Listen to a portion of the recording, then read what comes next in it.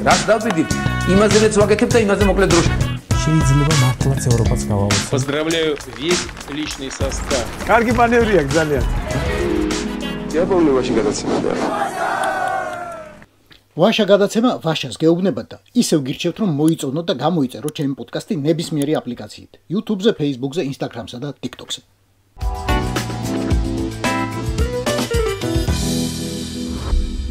ძალიან ბევრი საყურადღებო ამბავია ბორიასტანსა და მის გარშემო, მაგრამ ამ ერთს ვერანაირად ვერ ავავლი გვერდს.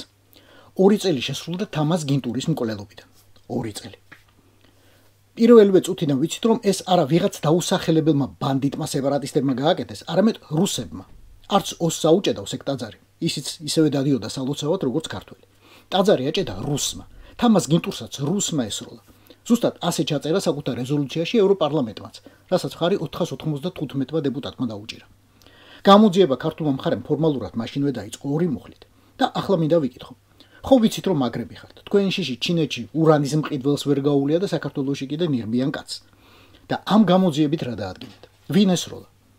გვარები, სახელები, წოდებები, თანამდებობები, ცვლის უფროსი, განწესის მეთაური, საგუშაგოს მეთაური. ამათი სახელები გვინდა და წოდებები. და ესენი გვინდა ბორკილებით. აი იმ ციხეებში, სადაც თქვენ ყრით პატრიოტებს საქართველოსი. ეგ თუ არ გამოგდით, გითხარით რომ ყველა დამნაშავე ლიკვიდირებულია. ერთი მაინც, ის ვინც გამოკრა სასახლეც. როგორც ამას თავმოყარე ქვეყნის სპეცსამსახურები გააკეთებდნენ. არამე სხვა გითხარით. შურისგების რამე სხვა ფორმა, რომელიც მიეწიათ ქართველების მკვლელებს, დაწყებული 400-ას მკვლელი კარჯი ოღლით. გითხარით და ჩვენც ძალიან გაგვიხარდება. მოგიწონებდა იქნებ მე ხმაც მოგცეთ შემდეგ არჩევნებზე, თუ კიდევ ოდესმე დანიშნავთ. იქამდე ლომისავ, შენს ძალას ვენაცვალე და შენი ამჭედისა და საქმის ჩამბარცხავის დეცი.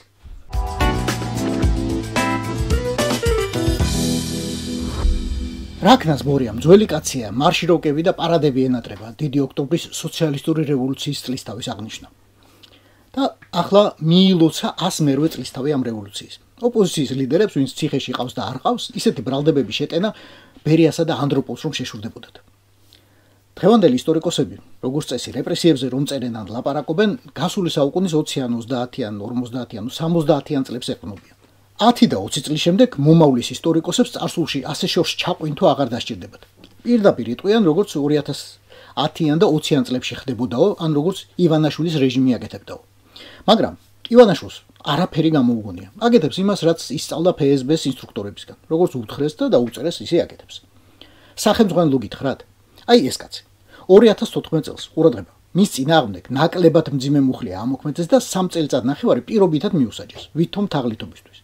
არაფერი პოლიტიკური თაღლითობა, მაგრამ შემდეგ როდესაც კანდიდატურა მოსკოვის მერის არჩევნებზე წარადგინა, ზუსტად მეორე დღეს დაიჭირეს. პირობითი სასჯელი შეუცვალეს რეალური სასჯელი და ჩასვეს 2 წლითა და 8 თვით. 2022 წელს თაღლითობისა და მოსამართლის შეურაცხყოფისთვის 9 წელი მისცეს. 2023-ში კი უკვე 19 წელი ექსტრემისტული თანამეგობრობის შექმნისთვის. მაგრამ რეჟიმმა მთავარი ოპოზიციონერი ვერც გისოსებს მიღმა აიტანა და 2024 წელს მოკლა. ახლა უკვე დადასტურებულია რომ ალექსეი ნავალნი მოწამლეს. ორჯერ მოწამლეს ვლადიმერ კარამურზაც. 2022 წელს დაიჭირეს და 25 წელი მიარჩეს. რისთვის? არასასურველ უცხოურ ორგანიზაციებთან თანამშრომლობისა და რუსეთზე ცილისმწაებლური ინფორმაციის გადაცემისთვის. რის შედეგადაც დასავლეთმა დაასანქცია პუტინის რეჟიმის ბევრი წარმომადგენელი. სხვათა შორის მოსამართლე, რომელმაც განაჩენს ხელი მოაწერა, სწორედ კარამურზას აქტიურობის შედეგად გახდა მაგნიცკის სიის წევრი. ამიტომ მაქსიმალური მიუსაჯა. და რამე ხო არ გეცნობათ ახლა? გარდა აღნიშნულისა, ელენე ხოშტარია, ზურაბ გირჩი ჯაფარიძე და გიორგი ვაშაძე ინფორმაციას და დოკუმენტურ მასალას, მათ შორის საჯარო სამსახურში დასაქმებულ პირთა სიებს პერიოდულად სანქციების დასაწესებლად აწვდიდნენ უცხო სახელმწიფოების წარმომადგენლებს. შედეგად სხვადასხვა ქვეყნების მხრიდან სანქციები დაუწესდა მთლიანობაში საქართველოს 300-მდე მოქალაქეს, მათ შორის პოლიტიკური თანამდებობის პირებს, საჯარო მოხელეებს და ცალკეულ ბიზნესმენებს. კარამურზა ციხიდან შარშან ამერიკის პრეზიდენტის ზარმა გამოიყვანა მხოლოდ. დარწმუნებული ვიყავი, რომ იქ მოვკვდებოდიო. დღემდე ამბობს ამას. 2025 წელს რუსეთმა მასზე ისევ ძებნა გამოაცხადა, ასე რომ თავს ალბათ მშვიდად ვერ გრძნობს მაინც.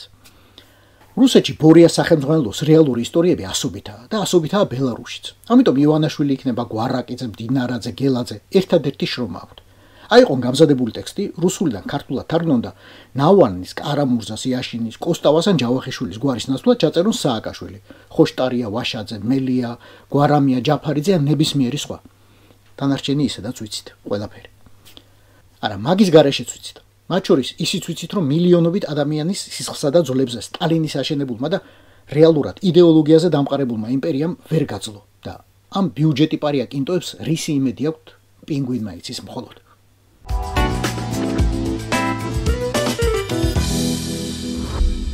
შავი რომ ჩამოწვა, მაგას ხედავ. ოღონდ ვერ ვარჩევ ღრუბელია თუ არა. მგონი მაინც და მაინც ჰაეროვანი და ფაფუკი არ უნდა იყოს. რაღაც უფრო მყარი ჩანს და სასტიკი.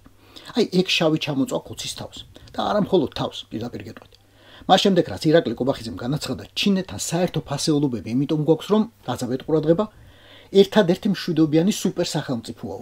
China it's the only peaceful superpower now in the world politics.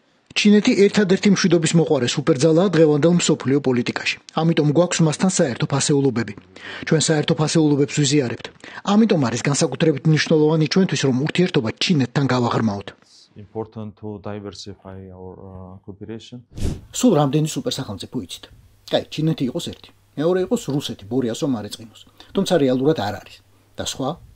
რა ვიცი, მე კიდევ მახსენდება ერთი და მგონი პირველი ის უნდა ახსენო, როცა ზოგადად სუპერსახელმწიფოებზე ლაპარაკობ ყოველთვის.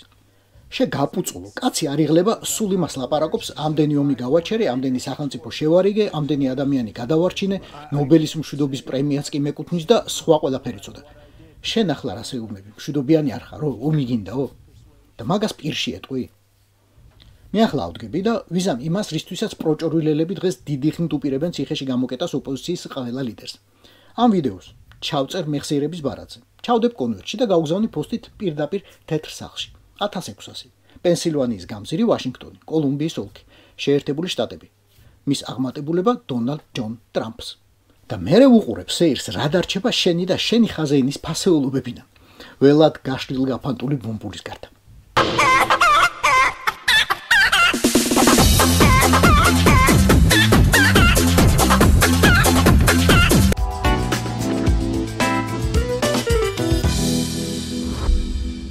ბევრი რამ ელოდება ამერიკაში ეგრეთ წოდებული შატდაუნის შეწყვეტას და მთავრობის ფუნქციონირების სრულ აღდგენას.